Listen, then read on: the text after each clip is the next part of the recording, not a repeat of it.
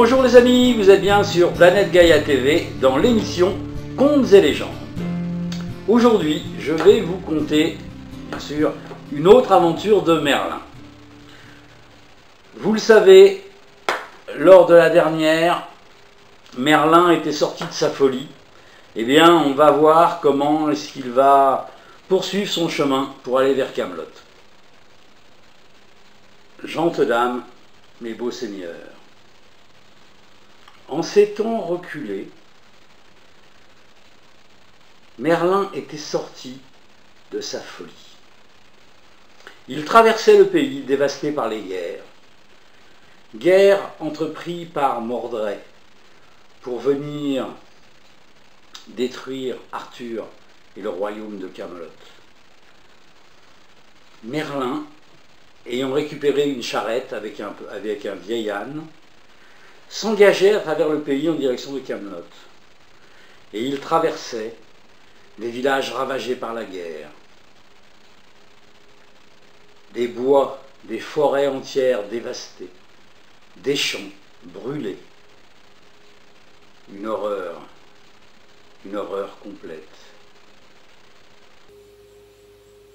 Il arriva pourtant dans un petit village, en plein milieu d'une forêt, en plein centre de la forêt du royaume de Camelot. Il arrêta son chariot sur la place du village. Le soir commençait à peine à tomber. Il fit boire sa mule à la fontaine et commença à déballer ses affaires. Il sortit un gros chaudron de sa carriole et commença à bâtir au milieu de la place du marché un feu sur lequel il installa son chaudron. Une vieille femme, rentrant chez elle,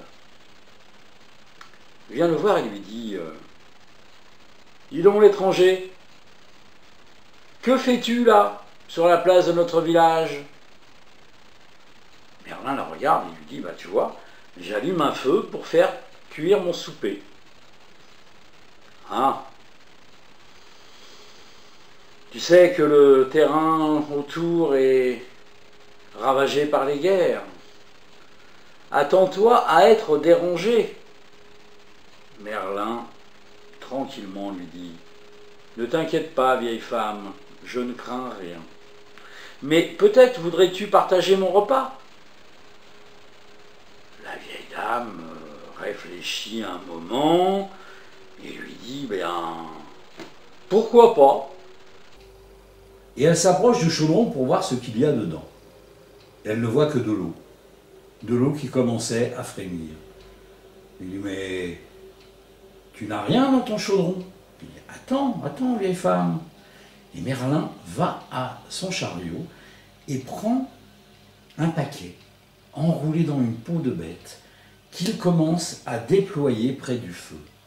Et il sort une grosse pierre noire, une pierre qui brillait légèrement. Il la dépose doucement dans le chaudron.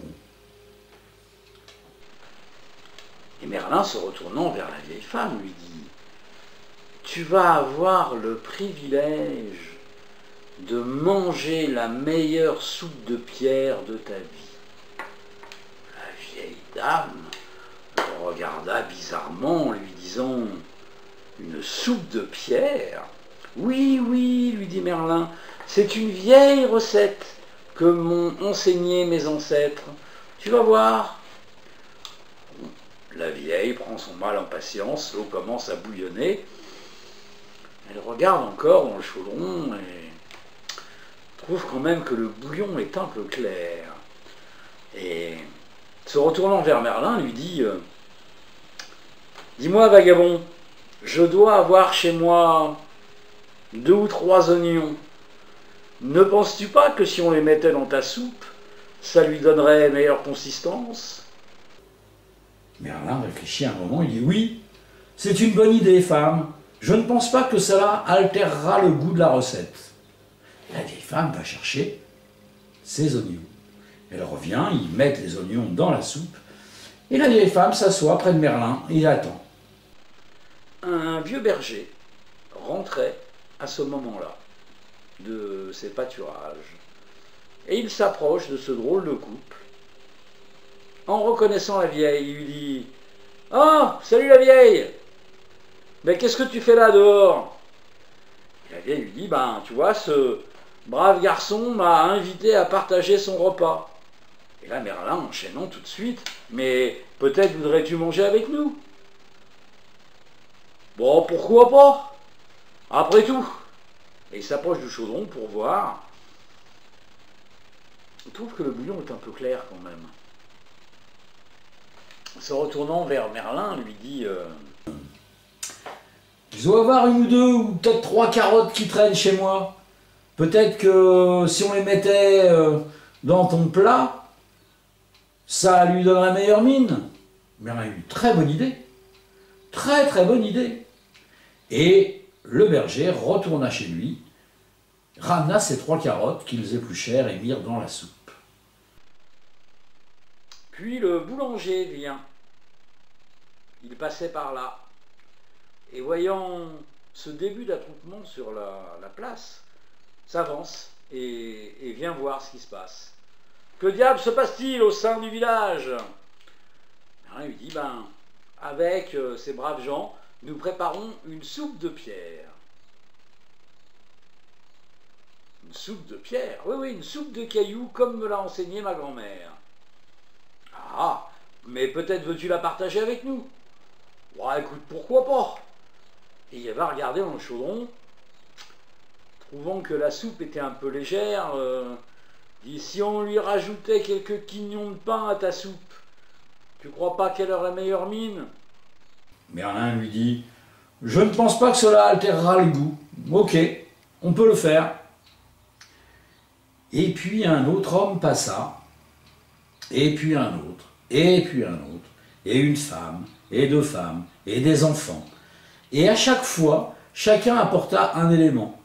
Qui a une pomme de terre, qui a un poireau, qui a un restant de chou qui traînait dans un coin, qui a un navet ou 2. Il y en a même un qui devait avoir un morceau de gras de lard.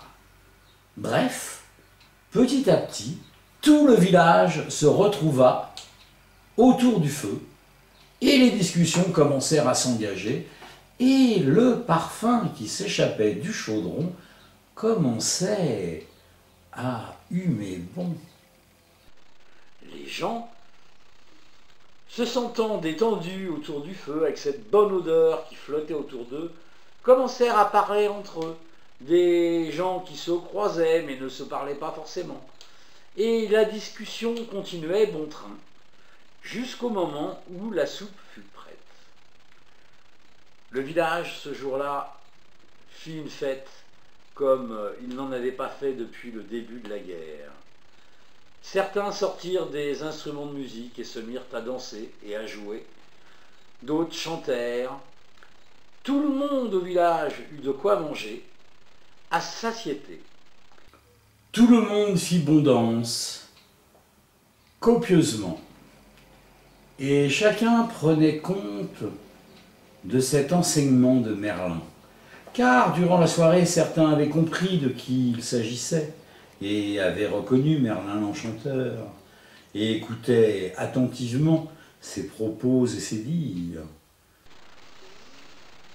Depuis ce temps, le village, tous les ans, à cette même date, se réunit pour faire une grande fête sur le village, où ils mettent en commun tout ce qu'ils ont, le peu qu'ils ont. Et ce jour-là, tout le monde mange à sa faim. Voilà les amis, l'émission est maintenant terminée. Alors j'espère que ça vous a bien plu. N'hésitez pas à faire un j'aime, le pouce vers le haut, de façon à nous montrer que vous êtes satisfait. Mettez-nous des commentaires, parce que d'abord ça fait toujours plaisir, et puis en plus ça nous permet d'améliorer nos vidéos. Faites-nous les réflexions qui vous semblent justes. Si vous avez des questions à poser à l'intervenant, posez-la, nous on va transmettre, il n'y a pas de problème avec ça. La règle, c'est bien sûr le partage. Plus vous allez partager, plus on sera connu. Plus on sera connu, plus on aura de soutien, et donc on pourra faire du travail de meilleure qualité encore. N'hésitez pas à aller sur la plateforme Tipeee, l'adresse est en dessous de la vidéo. La plateforme Tipeee, c'est notre plateforme de financement participatif, ce qui nous permet de pouvoir continuer, pouvoir exister, de changer notre matériel et de nous déplacer. Donc vous pouvez faire un don de 1 euro à, je sais pas moi, 1 million d'euros, si ça vous fait plaisir, d'une manière mensuelle, donc avec un engagement, ou d'une manière ponctuelle, c'est-à-dire juste une fois. Plus on aura de sous de votre part, plus on aura un budget prévisionnel conséquent, et donc plus on pourra prévoir de vidéos. On pourra prévoir aussi de changer notre matériel, encore une fois, de façon à avoir un matériel encore plus performant. Actuellement, on sort une vidéo par semaine, tous les lundis. Et là, le but de cette année, c'est progressivement d'arriver à 2 vidéos, donc une autre le jeudi. Donc vous allez voir apparaître des nouvelles vidéos de temps en temps, mais de plus en plus souvent le jeudi. Donc pour arriver à 2 vidéos. Pour ça, on a besoin de vous, parce que sans vous, sans votre argent, qui est le nerf de la guerre, malheureusement, on ne pourrait pas exister. Donc je vous remercie d'avance pour votre soutien, et je vous dis à bientôt pour de prochaines aventures. Au revoir.